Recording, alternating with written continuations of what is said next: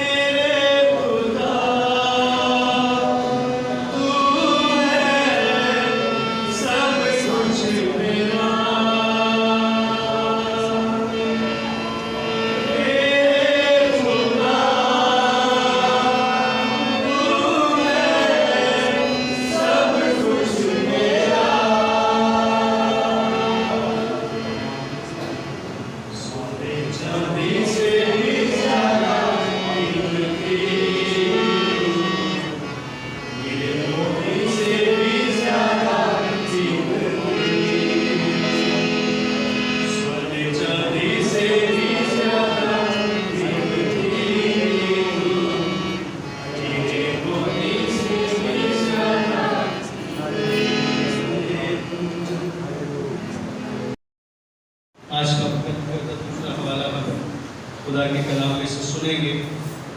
कुरान अहदनामे में से सलातीन की किताब उसका तीसरा बाब, जी पहला सलातीन उसका तीसरा बाब, चौथी और पांचवी आयत। सलातीन की पहली किताब उसका तीसरा बाब, चौथी और पांचवी आयत और चौथी आयत से दर्ज है। और बादशाह जिबाऊन को गया ताकि कुर्बानी करे, क्योंकि वो खास ऊंची जगह थी। और सुलेमान ने उस मसले पर 1000 सख्तनी कुर्बानियां गुजरानी। जिबाऊन में खुदावंद रात के वक्त सुलेमान को ख्वाब में दिखाई दे दिया और खुदावंद ने कहा, मांग मैं तुझे क्या दूं। खुदावंद के कलाम का पढ़ा, सुना और कबूल किया जाना हमारे लिए बरकत का बायस हो। आमीन। खुदा का शुक्र। मैं जुमे के रोज रिकॉल कर रहा था कि हमने शुरू से मेरी मुराद है, जब से मैंने इस चर्च में खिदमत गुजारी के काम को शुरू किया, उस वक्त से लेकर आज हम क्या कुछ सीखने के लेवल तक चले गए हैं। हमने वो सारी बातें रिकॉल की कि मसीही ज़िंदगी क्या होती है, कैसे गुजारनी है, जिस्मों को, अपनी रूहों को कैसे दुरुस्त करने की ज़रूरत है, किस लाइक चाल चलने की ज़रूरत है। ये सारी बातें हमने एक बार रिकॉल की, फ्लैशबैक में गए कि पहले दिन से क्या कुछ करते आ रहे हैं। एक छोटा सा सवाल हमेशा की तरह पूछूंगा कि इन दिनों हम किस मौजूद पर बात कर रहे हैं? लीडरशिप। जी, लीडरशिप का खास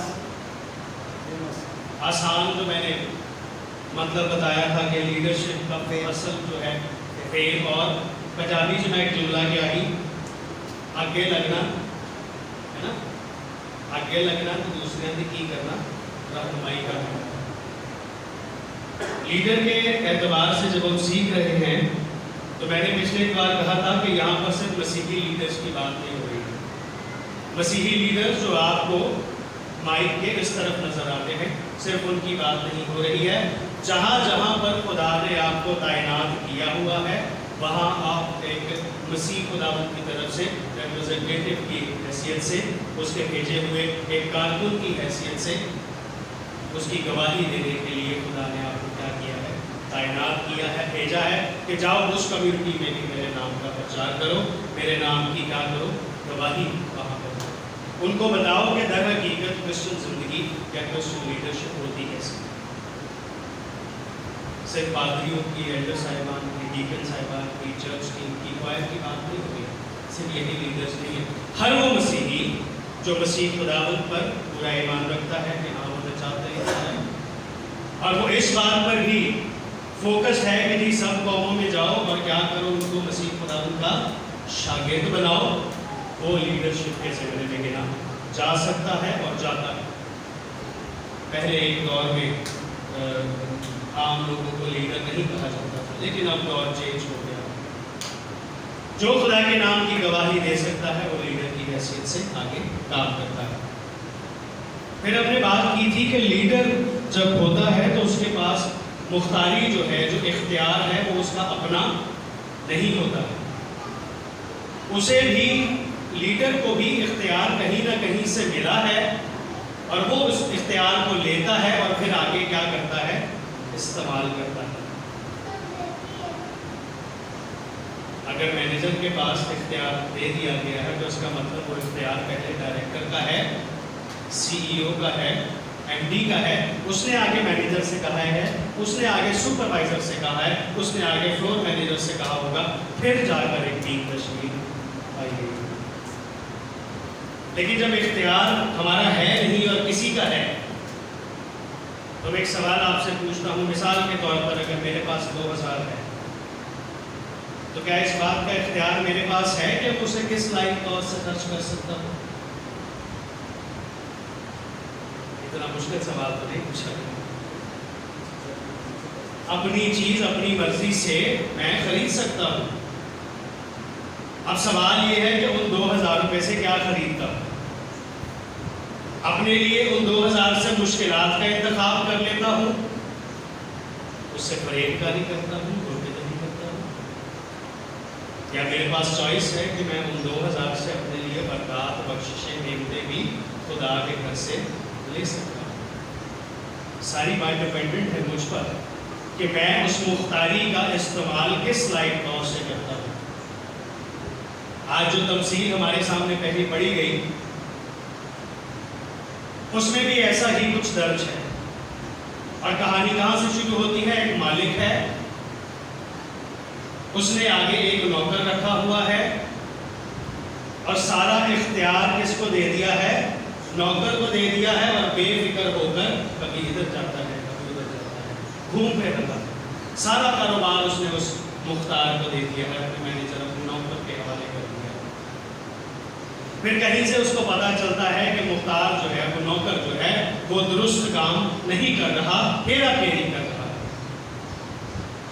फिर वो उसको बुलाता है कि इधर आओ और जितना भी हिसाब अब तक का है ऑडिट रिपोर्ट बनाओ और ऑडिट रिपोर्ट मेरे पास लेकर आओ, मैं भी तो देखूं कहाँ कहाँ पर घपला है। अब नौकर के जहन में आता है कि इन्हें भी कट छोड़े, क्योंकि उसने पहले ही कह दिया कि अब से तू मुख्तार मैनेजर नहीं है, तू अपना ऑडिट रिपोर्ट दे, सबमिशन दे, हिसाब दे और यहाँ से चलता बना। अब वो इस फिक्र में है कि इसने मुझे निकाल देना है और लिखता है कि मिट्टी मुझसे खोदी नहीं जाती और भीख मांगने से मुझे क्या है, शर्म आती है, मैं करूँगा क्या जिंदगी में। फिर अपने जहन को, अपने शातिर जहन, अपने फरेबकारी के जहन को इस्तेमाल करता है और फिर एक प्लान तैयार करता है। कर्जदारों के पास जाता है, पूछता है कि कितना कर्ज है? वो कहता है कि 100 मन तेल, कहता 50 लिख दे। दूसरे से कहता तेरा क्या है? कहता जी 100 मन गेहूं, कहता 100 नहीं लिख दी, 80 लिख दी।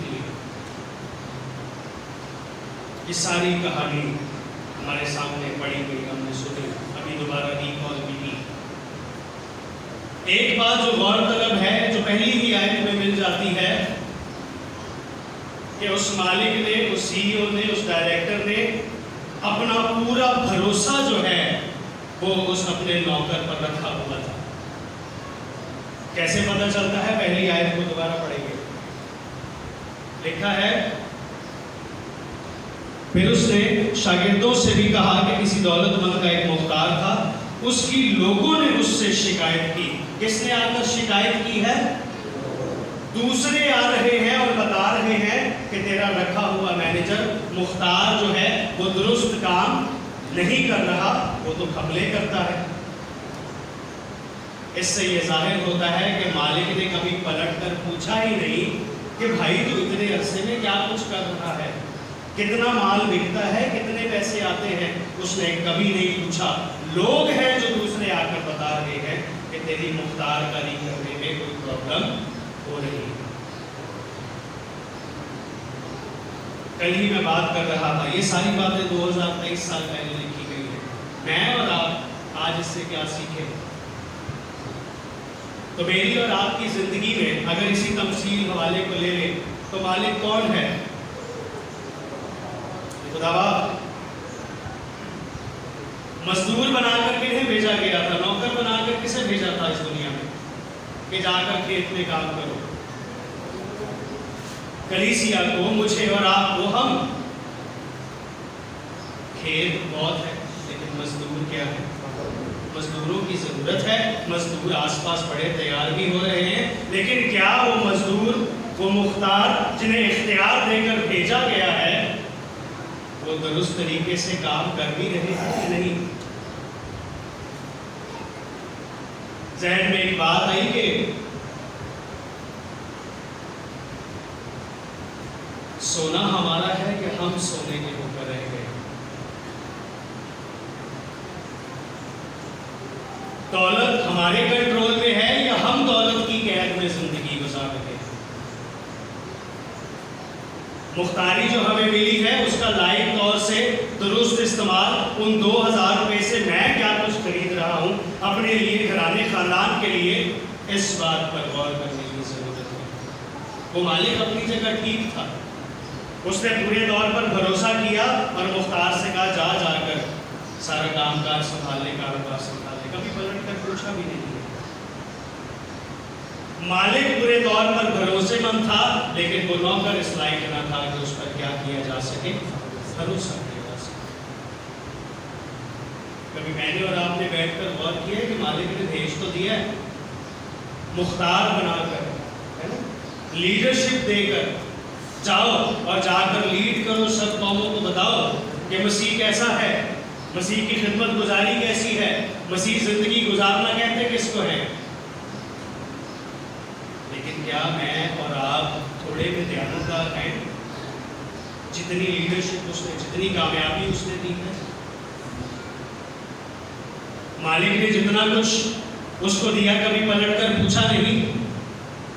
लेकिन वो नौकर ना सिर्फ दयानतदार ना साबित हुआ, ना सिर्फ वफादार साबित ना हुआ, बल्कि दूसरी फिर से गलती करता है, मैं कहूँगा फिर से दगाबाजी करता है, जाकर दूसरों को उस दगाबाजी, उस धोखेधड़ी में क्या कहता है, मुलव्विस करता है, शामिल करता है, मिला लेता है।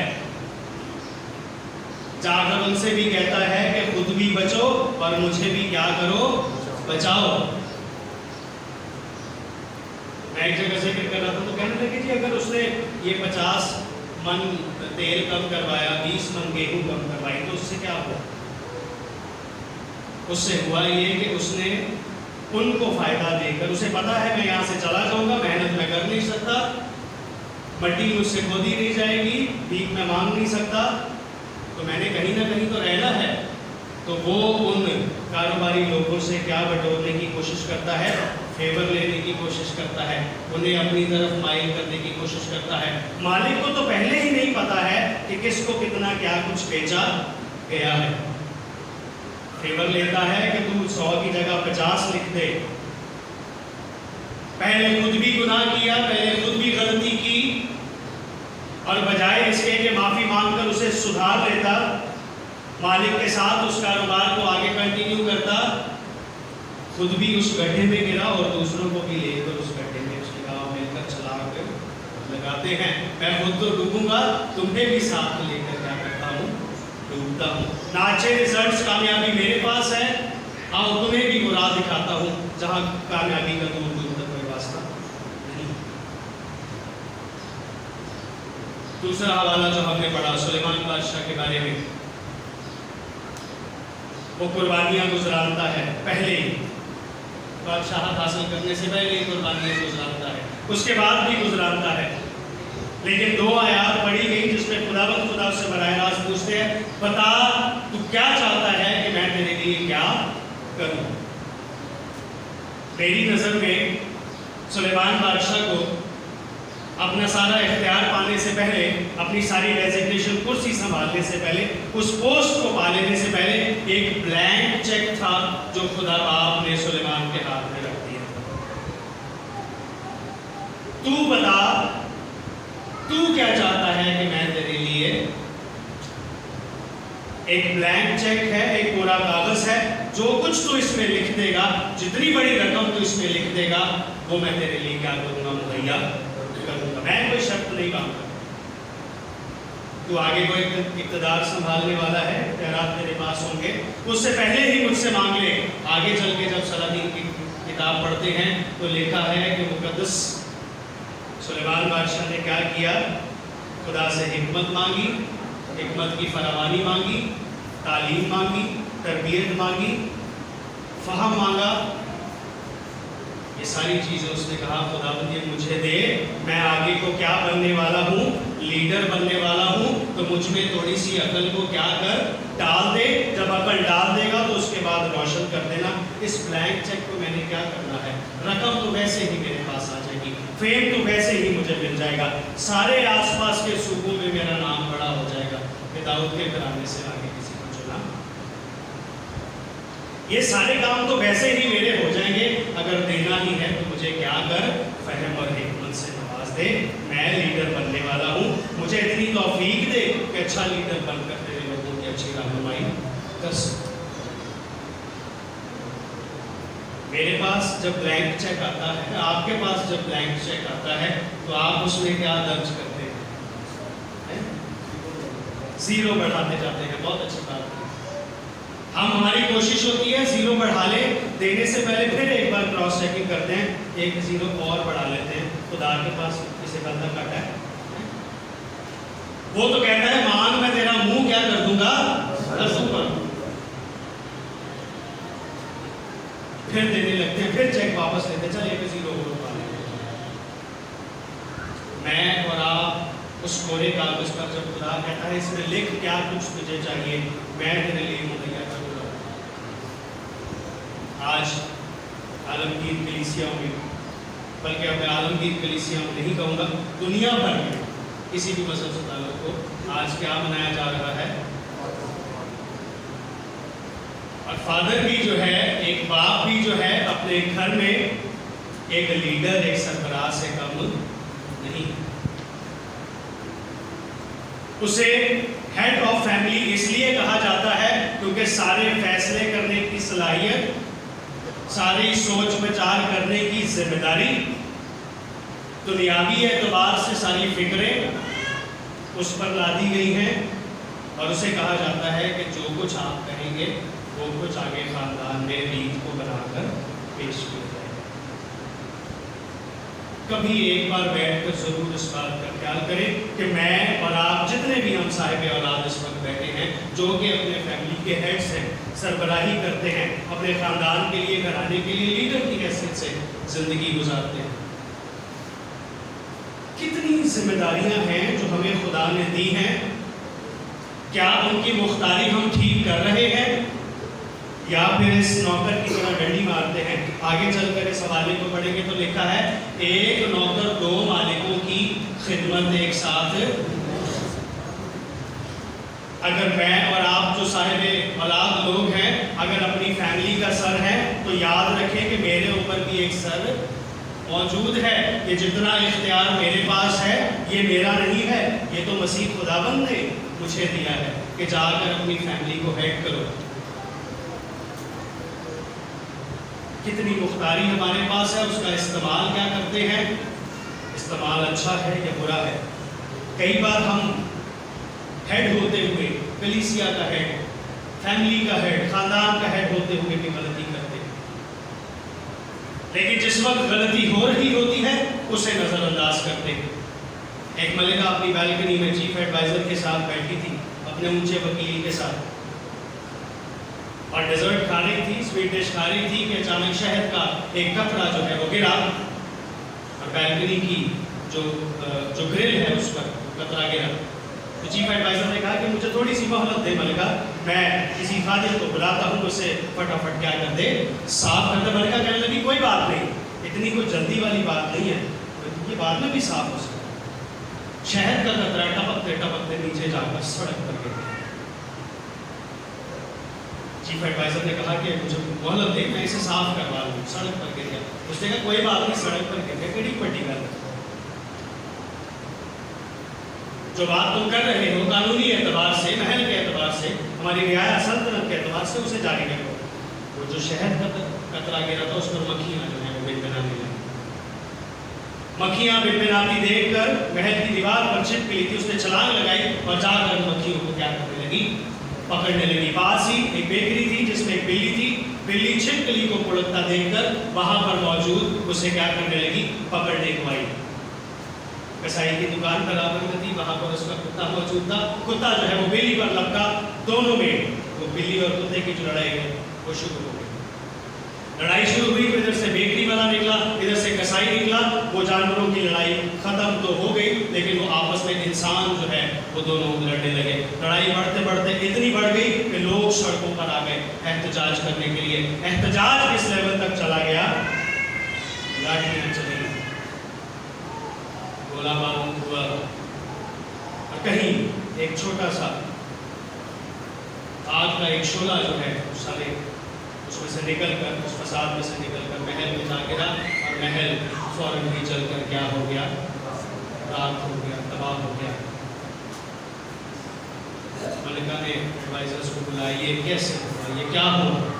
तो वही चीफ एडवाइजर वहाँ मौजूद था। कहने लगा मलिका जी वो शहर का कतरा डिगया ही, मैं बोलूँ क्या ही छोटी जी गल है, इन्हें थी समेट लेने, लेकिन आपने कहा कि इसको समेटने की ज़रूरत नहीं है। हेड होते हुए कहीं ना कहीं मैं आप इस तरह की नहीं करते। आज के दिन मैं देख रहा हूँ सारे फादर्स इस तरह जो है वैसे करके चल रहे हैं कि आज सारा दिन मनाया जा रहा है, लेकिन इतने भी फख्र में ना चले जाएं कि छोटी छोटी गलतियों को हम क्या करें, जितनी जिंदगी रह गई उसे नज़रअंदाज करें। ये छोटी गलतियां हैं जो उस महल को क्या कर सकती हैं, तबाह बर्बाद कर सकती हैं। हमें इन सब से बचना है, अच्छे इंतज़ाम करने वाला हमें बनना है, हमें अपने ख़ानदान को अच्छे लाइफ तौर से लीड करना है। एक बुजुर्ग था, एक आखिरी बात के साथ खत्म करूँगा। एक बुजुर्ग था, ट्रैवल कर रहा था, गांव में से होकर गुजरा, उसे भूख लगी, चंद लोगों को बुलाया, कहने लगा कि मुझे भूख लगी है, मुझे कुछ खाने को दिया जाए। तो गांव के वो 2-3 लोगों ने कहा कि गांव में काल पड़ा हुआ है, हम तो खुद बड़े परेशान हैं, तुम्हें हम क्या कुछ खाने को दें? उसने कहा मेरे पास एक जादुई पत्थर है, मैं इसका सूप बनाकर पूरे गांव को पिला सकता हूँ। उन्होंने कहा आए बाबा जी पिलाएं, हम भी भूखे हैं, सब मिलकर सूप पिएंगे। उसने कहा कढ़ाई ले आओ, पानी डालो, आग जलाओ, उस पानी में उस पत्थर को फेंका, काफ़ी देर तक चम्मच चलाता रहा, फिर उसे चख कर कहने लगा ये फीका है, इसमें थोड़े से मसाला जात ऐड करते हैं, ज़रा लेकर आए। तो वो काली मिर्च नमक जो भी सूप में डलता है वो लेकर आए। फिर कुछ घंटे पकाता रहा, फिर उसे चख कर कहने लगा कि अगर इसमें थोड़ी सी सब्जियां ऐड कर दी जाएं तो बहुत अच्छा जायकेदार सूप बनेगा। वो 2-3 लोग भागे गए, सब्जियां अरेंज करके ले आए, उस कढ़ाई में डाली, फिर कुछ मिनट पकाने के बाद कहने लगा अगर गोश्त का एक पीस मिल जाए तो सूप और मज़ेदार बन सकता है। वो 3 बंदे वापस गए, गोश्त लेकर आ गए, इतना सारा गोश्त लाके कढ़ाई में डाला, कुछ घंटे सूप पकाया, कहने लगा इसे निकालो और सब में बांटो। पूरे गांव ने बैठकर उस सूप को क्या किया, पिया। कहने लगे बाबा जी वाह, बहुत मज़ेदार सूप आपने तैयार किया है। उसने कहा ये सूप मैंने तैयार नहीं किया, मेरे पास तो कुछ था ही नहीं, और ये जादुई पत्थर कोई नहीं, जब बात हो रही थी ज़मीन से उठाया था मैंने, धोकर कढ़ाई में डाल दिया। तुम जो इतने फिक्रमंद घूम रहे हो, इस बात की परेशानी में हो कि काल पड़ गया, आस पड़ोस में तुम्हें पता ही नहीं खानदान में लोग भूखे बैठे हैं, सब्जियां भी तुम लेकर आए, मसाले भी तुम लेकर आए, गोश्त भी तुम लेकर आए, पानी का इंतजाम भी तुम लोगों ने ही किया है, और पूरे गांव ने बैठकर क्या किया है, सूप पिया है। सिर्फ गर्ज इतनी सी बात है कि तुम्हें एक पेज पर होने की ज़रूरत है, एक जगह मिलकर इकट्ठे बैठकर सोचने की ज़रूरत है। पूरा गांव किसी काल में नहीं है, सब कुछ तुम्हारे पास मौजूद है, सिर्फ क्या है, जहन एक दूसरे से नहीं मिलते। लीडरशिप का मतलब नहीं है गलियां बैबल खड़ी थी वो तुरी गए। लीडरशिप का मतलब नहीं है कि घर में अगर आपने आमदनी का सबसे बड़ा हिस्सा दिया है, आप सारा दिन काम करते हैं, तो आपने जो है वो लोग दबदबे में ज़िंदगी गुजार देनी है। घर का सरबराह होने का हरगिज़ ये मतलब नहीं है। मेरे बाबू ने कहा कि मैं तब खुश होता हूँ जब बच्चे नाच कर मेरा घर में इस्तकबाल करें। उन्होंने एक जुमला कहा, मैं वो अदा करता हूँ। कहते हैं मैं खुश तब होता हूँ जब घर में मेरे बच्चे कहते हैं ओ अब्बा आ गया, अब्बा आ गया। कहते तब मुझे खुशी नहीं मिलती, उई अब्बा आ गया, उई कपड़े छोड़ दो, कौन आ गया। कह रहे मेरे लिए शर्म की बात है अगर इस तरह से मेरे बच्चे मुझे इग्नोर करते हैं। मैं और आप जो लीडर हैं, अपने अपने ख़ानदान में जो साहिब औलाद हैं, एक बार गौर करें कि इंतज़ाम क्या ख़ानदान के अंदर से हो रहा है। क्या सारी चीज़ें ठीक हैं, और अगर ठीक नहीं है तो उन छोटी छोटी कमियों को आज ही से पकड़ना शुरू करें ताकि हमारे महल जल का राख ना हो जाए। खुदावंद हमें ऐसा करने की तौफीक दे। हम अपने सरों को झुकाएं और खुदावंद के हुजूर दुआ करें। खुदाए मेहरबान परवरदिगार और जलाल से भरपूर खुदावंद, तूने हमें बाइख्तियार बनाया है, तूने हमें मुख्तार बनाकर सोए ज़मीन पर भेजा। खुदावंद तुझसे ज़ोर ताकत मांगते हैं और चाहते हैं कि तो हमें अपने घरानों का, ख़ानदानों का अच्छा इंतज़ाम करना सीखें। और बच दे कि खुदावंद जब ब्लैंक चेक हमारे पास आता है तो हम भी तेरे बंदा सुलेमान की तरह अपने लिए हिकमत, फ़हम, दानाई, तालीम मांगने वाले, अच्छी सोच, अच्छी रविश, अच्छी निगाह, अच्छा दिल खुदावंद मांगने वाले। हमारे ख्यालात को दुरुस्त कर। हम जो साहिब औलाद के बाप हैं, खुदावंद हमें अपने घर का अच्छा निज़ाम चलाने की तौफीक दे। और बच दे कि खुदावंद जितनी देर हुए ज़मीन पर हैं, खानदान की अच्छी तरबियत करने वाले हों, ताकि सारा जलाल तेरे नाम को और तेरे बेटे के नाम को देने वाला हो। हमारी इल्तिजा को शुभ कबूल कर। सब कुछ मांगता हूँ तेरे बेटे हमारे खुदावंद यीशु मसीह के वसीले से।